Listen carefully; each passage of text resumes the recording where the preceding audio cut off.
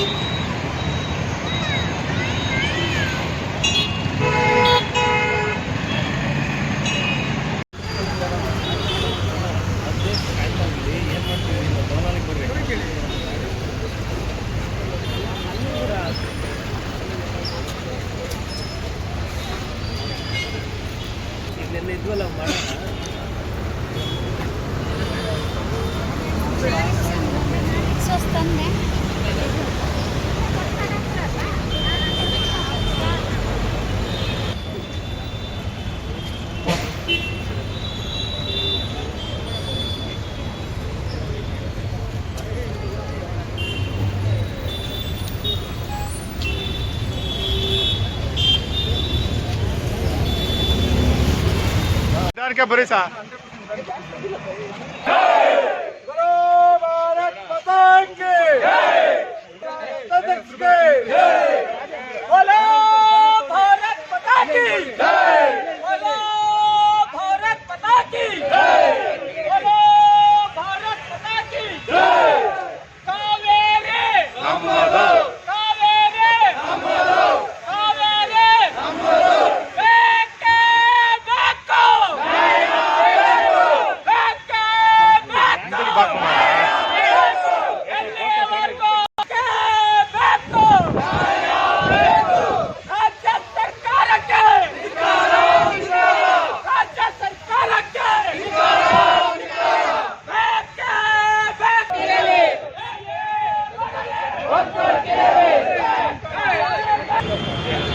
ಕ್ಯಾಮ್ರಾಗಿಂತ quality ಅದು.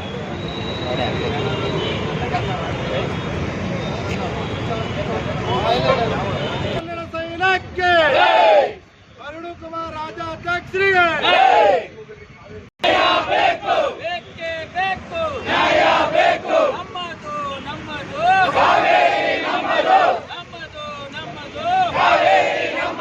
ಯಾತಕ್ಕಾಗಿ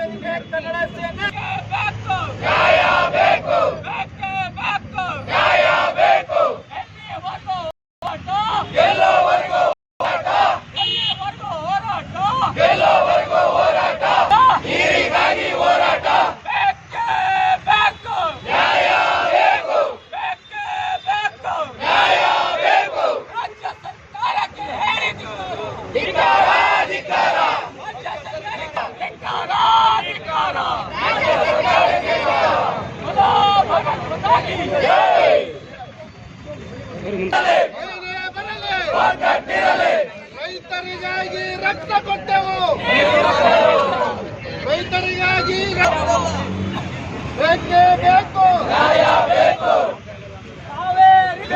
ಕಾವೇರಿ ಕಾವೇರಿ ಎನ್ನುತ್ತಿದೆ, ರಕ್ತದ ಕಣ ಕಣ ಕುದಿಯುತ್ತಿದೆ, ಕಾವೇರಿ ಕಾವೇರಿ ಎನ್ನುತ್ತಿದೆ. 420 ಸಿಎಂ ವಿಜಯ್ಗೆ